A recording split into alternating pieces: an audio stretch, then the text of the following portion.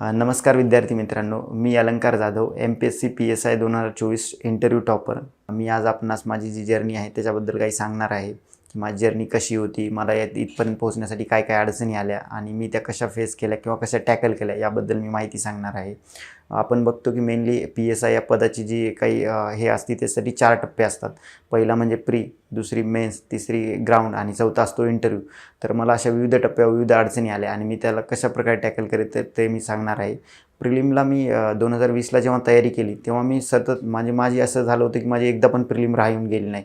मी 2021ची prelim pass आहे, 22, 23, 24 अशा 4ही वर्षाच्या प्रिलिम पास होतो. पण दरवर्षी मेन्सला जाऊन मला काहीतरी अडथळा यायचा आणि तिथं माझी गाडी थांबायची.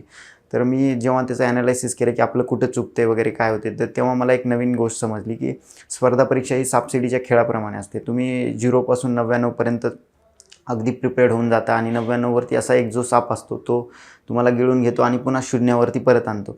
आणि हे शून्यावरती परत आणल्यावर तुम्हाला परत 1 वर्षभर थांबावं लागते. 1 वर्षभर अभ्यास करावा लागतो. 1 वर्षभर सतत परेशान होऊन अभ्यास करून मग परत त्या 99वरती जावं लागते. आणि असं माझं 4 वेळेस झालं होतं की मी 99पर्यंत जायचं आणि काहीतरी छोट्याशा चुकीमुळे परत मी 0वरती यायचं. तर मी त्याच्यावरती चांगलं काम करून माझा मेन्स टप्पा क्लिअर केला आणि मी PSI 2024 या पदावर ग्राउंडसाठी क्वालिफाय झालो.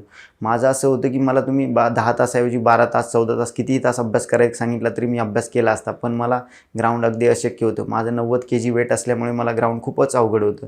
मी सप्टेंबर 2025 पासून ते जानेवारी 2026पर्यंत जे 4-5 महिन्याचा कालावधी आहे, त्या कालावधीमध्ये कुठलंही जेवण वगैरे घेतलं नव्हतं. फुल्ली डाएटवर होतो. माझं जे वेट होतं ते 60 दिवसामध्ये 90 kg वरून 68 kgपर्यंत मी कमी केलं होतं. आणि याच म्हणजे ग्राउंडला अतिशय हार्डवर्क केल्यामुळे माझा जो कॉन्फिडन्स बूस्ट झाला, तर त्याचासुद्धा मला पुढे इंटरव्ह्यूच्या विविध टप्प्यावर फायदा झाला. आणि चौथा जो महत्त्वाचा टप्पा असतो तो म्हणजे इंटरव्ह्यूचा.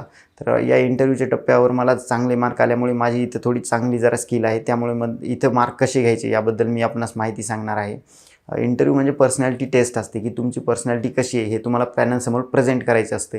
तर मला वाटते की या पर्सनॅलिटी प्रेझेंट करत असताना काही महत्त्वाच्या बाबी असतात. जसे की तुमचं बोलण्याचा कॉन्फिडन्स असेल, तुमची नजर असेल, तुमचं जे काही कौशल्य असेल याला तुम्हाला तिथं प्रेझेंट करावं लागते.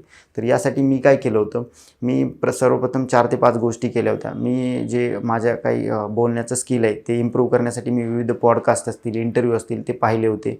महाराष्ट्राचे पोलीस महासंचालक आहेत त्यांची विविध पुस्तकं आहेत, ते पुस्तकं वाचले होते. तसेच इतर ऑथर्सचे सुद्धा बुक्स वाचले होते.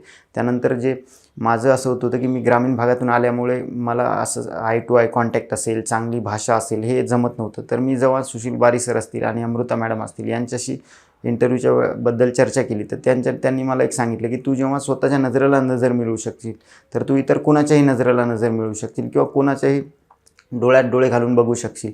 तर तेव्हा मी त्याची प्रॅक्टिस करण्यासाठी आरशासमोर थांबून स्वतः प्रॅक्टिस केली की इंटरव्ह्यू कसं बोलावं, कसं नाही, कॉन्व्हर्सेशन करताना आपले आय कॉन्टॅक्ट कसे असायला हवेत, हातवारे कसे असायला हवेत, हे मी आरशासमोर प्रॅक्टिस करून केलं. त्यानंतर माझा व्हॉईस रेकॉर्ड करायला सुरू केला मोबाईलवरती आणि व्हॉईसमध्ये आपल्या काही चेंजेस होत आहेत का, म्हणजे जसं जे उत्तर तुम्हाला येतं आहे तर तिथं तुमचा व्हॉईस हाय होतो आणि जे उत्तर येत नाही तिथं व्हॉईस तुमचा लो होतो.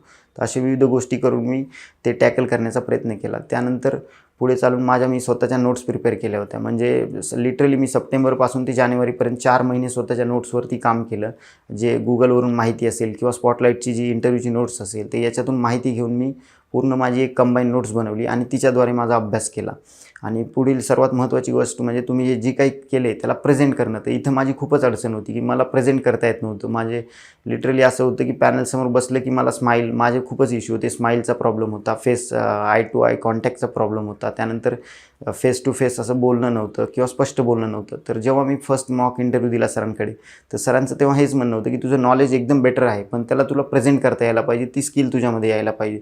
तर त्यासाठी सरांनी म्हणजे वारंवार म्हणजे मी लिटरली असा एकमेव असेल इथं PSI इंटरव्ह्यू देण्यामध्ये की ज्यांनी सरांपुढे 3 मॉक इंटरव्ह्यू दिलेले आहेत. एकाच 8 दिवसामध्ये 3 मॉक इंटरव्ह्यू मी सरांकडे दिले होते आणि त्या विविध मॉक इंटरव्ह्यूमधून सरांनी माझे जे काही निगेटिव्हज आहेत किंवा माझे जे पॉझिटिव्ह आहेत ते मला दाखवून देऊन त्याच्यावरती काम करायला सांगितले. आणि याचं फलित म्हणा किंवा याचं जर आउटकम म्हणा की मी राज्यामध्ये आता इंटरव्ह्यूला टॉपर आलेलो आहे. तर सरांनी मला विविध सांगितले होते. तर जसे की फॉर एक्झाम्पल मी जेव्हा इथं येताना यायचं तर माझं अटायर प्रॉपर नव्हतं. तर सरांनी जे स्पेशल अटायरसाठी जी आम्हाला माहिती दिली त्यानंतर जे आमचं नॉलेज असेल तर त्याला प्रेझेंट कसं करायचं, तर सरांनी ते स्वतः करून दाखवलं होतं. तर या विविध गोष्टीमुळे मला वाटते की नक्कीच मला इंटरव्ह्यूला टॉप मार्क येण्यामध्ये सरांचा आणि मॅडमचा खूप महत्त्वाचा वाटा आहे. थँक्यू.